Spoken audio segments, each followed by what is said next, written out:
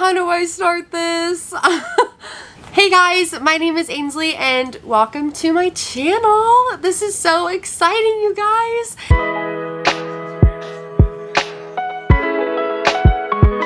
If you guys can't tell from the title of this video, this is my BookTube introduction. I am so excited to be here and start this page, start my BookTube reading journey. This is going to be so much fun. I am super excited to officially start this journey in BookTube, but whenever it comes to bookish social media, this is not my first rodeo. I started my Bookstagram back in October of 2018, and that was so much fun. Ainsley's Library, link down below. And then in May, June of 2021, I started my book talk page, Ainsley's Library, link down below. And then also in 2019, around that summer, I started just like a YouTube page that was half dedicated to BookTube, but I wasn't consistent on it at all. I kind of just posted whenever I wanted to, just like the highlights of my life. But something has since switched, and I realized that I just love videography, and I love editing videos, and I love talking about books, so I decided why not dedicate a channel to it. So welcome to my new channel, Ainsley's Library. This page is primarily going to be about books. The ratio that I'm going to give it is about 75% will be dedicated to my reading journey, and then 25% will be dedicated to life. The most important thing that you need to know about me is that I'm a Christian, and not the super judgmental Christians that you guys have like a bad taste in your mouth about. I am just somebody who genuinely tries to shine Jesus' light every single day in every avenue or part of my life, no matter what that is. I just want Jesus' love and joy to just seep out of me and into my community. A lot of the books I read, they won't necessarily be Christian literature. For example, like in October, I probably won't be reading all these witchy books that have to do with dark magic or anything, just because I personally don't want that. Also, whenever it comes to romance books, I don't really read books with spice, but that is just also a personal preference that has nothing really to do with faith at all. The other thing that you guys need to know, or not really need to know, I am a senior in college, or I'm going to be a senior in August, and I am so excited to just officially be done. Like, golly goodness, it has been a rough road. Really rough road. I started college. I started my college career at a different university, and then I transferred for my junior year of college. So I've only been going to my current institution for the past 2 semesters, and it was the best decision of my life I ever made. So if you are debating about transferring from your school and you think you're way too late to do so, do it. Honestly, my grades have never been better. My mental health has never been better. Just life has been going so well for me, and I truly think me transferring to colleges was such a big impact on that. I commute from home to school. Last semester I lived in an on-campus apartment facility, and I would commute from there to work to back home, and it was so chaotic. I was like packing up my life 3 times a week to come stay at my current house and everything. Just, it depends on the day how my schedule is, but I commute to school and I really enjoy that. I get so many audiobooks read.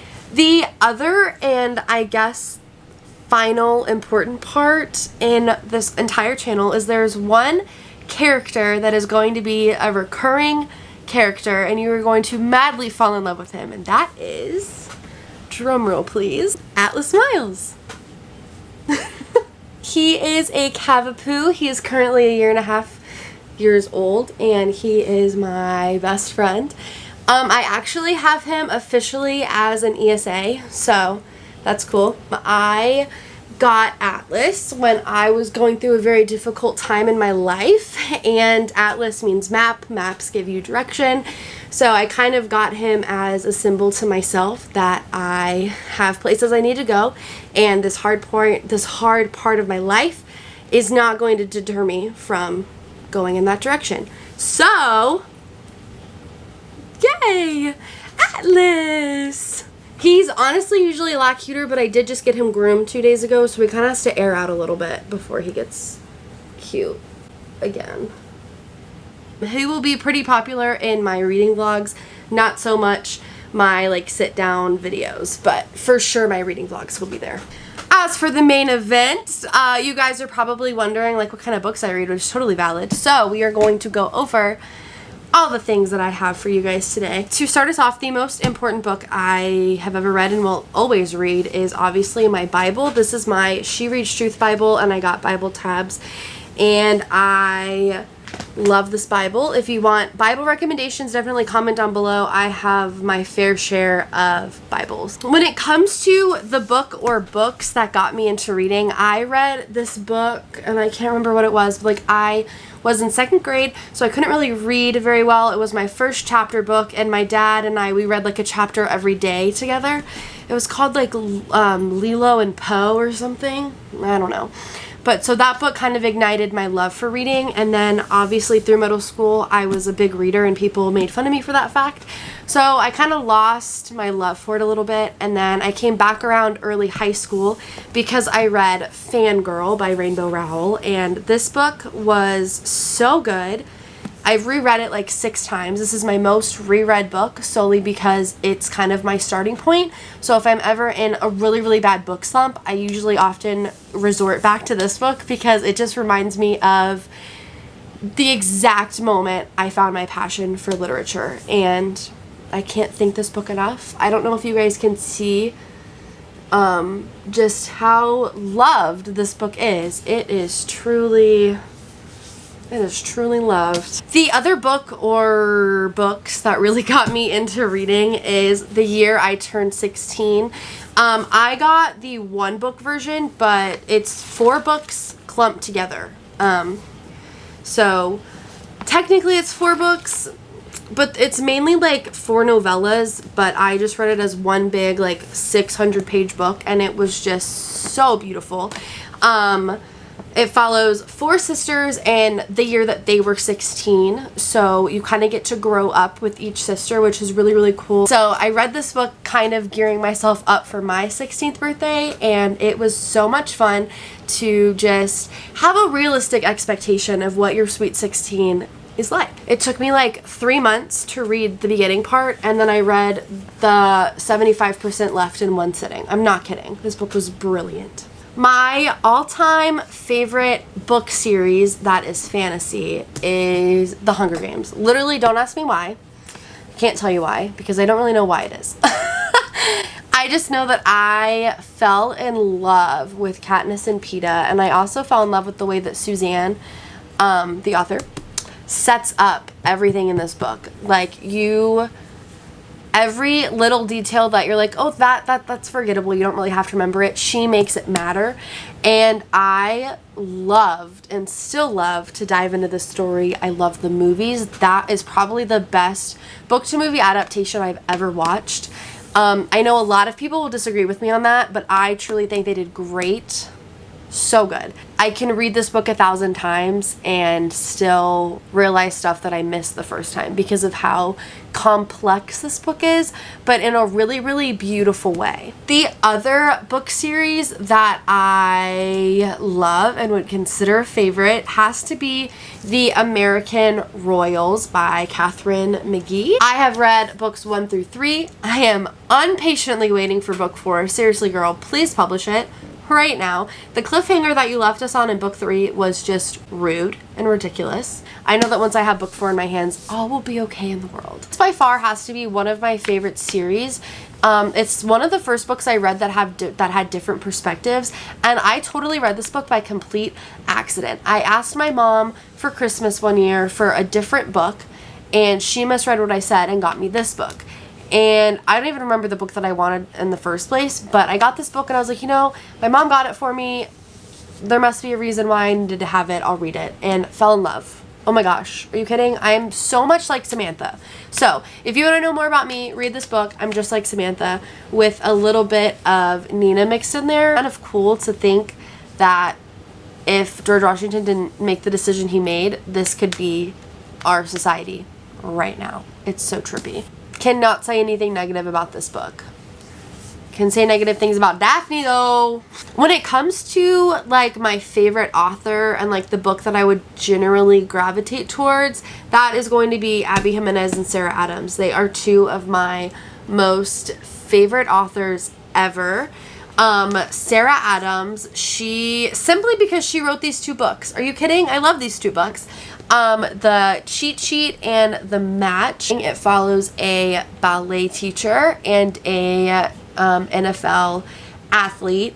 They're friends to lovers, fake dating, so much fun. I read this book in a day, truly so fun. This is The Match. We follow Evie, who I believe it's Evie. In this book, we follow Evie, and she is a service animal trainer. She also has epilepsy, so she has her own service dog, Charlie.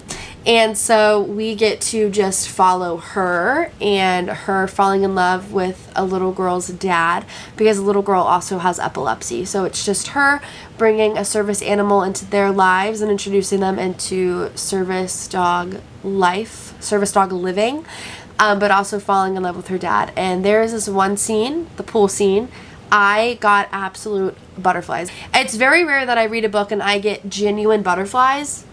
But this book, I genuinely felt all the butterflies. Also, what I love about Sarah Adams is that she delivers books with tropes that I love, but more so than that, she doesn't write spice, which I really appreciate in reading.